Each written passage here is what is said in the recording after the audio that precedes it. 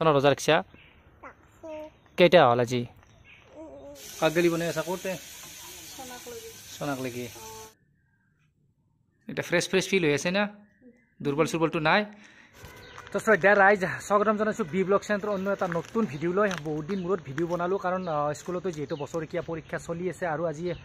ৰমজান মাহৰ প্ৰথমটো ৰজা লগতে ৰবিবাৰ আজি ঘৰতে আছোঁ সেইকাৰণে ভিডিঅ' এটা আৰম্ভ কৰিলোঁ আৰু যিহেতু এই পবিত্ৰ ৰমজান মাহ আজিৰ পৰা আৰম্ভ হ'ল গতিকে মোৰ ফালৰ পৰা আটাইকে শুভকামনা জ্ঞাপন কৰিছোঁ লগতে আল্লাহ সকলোকে হেদায়ত দিয়ক সাহস দিয়ক শক্তি দিয়ক যাতে ৰজাকেইটা কমচে কম ৰাখিব পাৰে কাৰণ 11 মাহ আমি যি কৰিলোঁ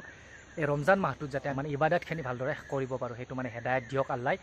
আৰু এইফালে খৰাং বতৰ কাৰণে কেনে অৱস্থা হৈ গৈছে চাওকচোন আমাৰ এইফালে ৰজাৰ মাহ আৰম্ভ হ'ল গাটো এনেই বেয়া লাগি থাকে তাৰোপৰি এই ফাগুন চতৰ যিটো বতাহ এনেকুৱা বতাহত এনেকুৱা শুকান পৰিৱেশত দেহা মন একেবাৰে বেয়া লাগে আৰু এনেকৈ ধোৱা চোৱা দি থৈ পথাৰবিলাকত খেতিবিলাকৰ বহুত এটা কিবা বেলেগ অনুভৱ হয়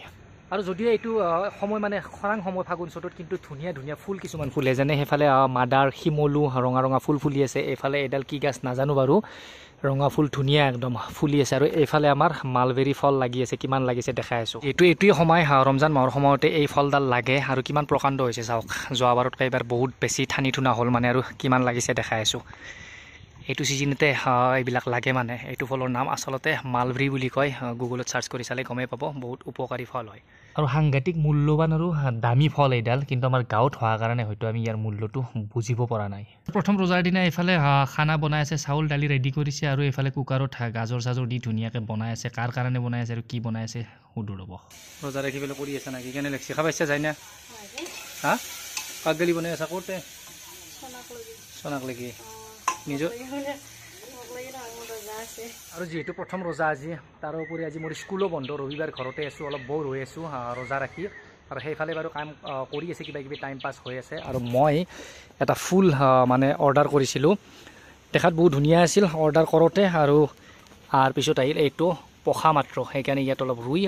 ৰ'দত দিছোঁ সৰু সৰু পখা আহি আছে ফুলডাল কেনেকুৱা বাৰু ফটো এটা দেখাই আছোঁ আৰু অৰ্ডাৰ মাৰিছিলোঁ এইডাল ফুল আছি মাত্ৰ সেইটো মাত্ৰ এটা কিবা পখা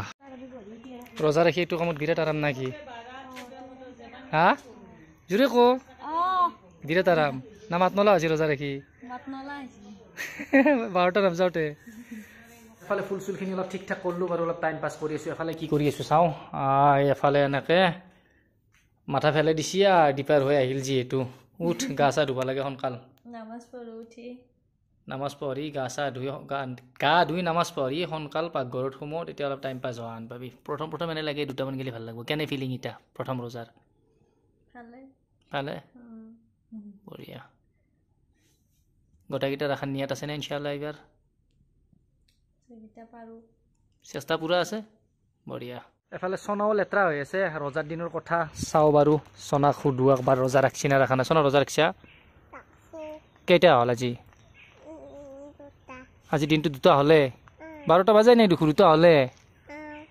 গধূলি গেলি ৰাখবি না ৰজাটো কালি ৰজা ৰাখবি না কেইটা ৰাখবি কালিও 2টা 30 দিনত 60টা হ'ব দেখোন ইনকে আৰু যিহেতু ৰজাৰ দিনৰ কথা অলপ বেলেগ বেলেগ কাম কৰিয়ে টাইম পাছ কৰি আছোঁ আৰু এইবাৰ বনালোঁ এতে ডিটক্স ৱাটাৰ কিবা বৰকৈ দেখোন ইনষ্টাত দেখি থাকোঁ তিয়হ বিট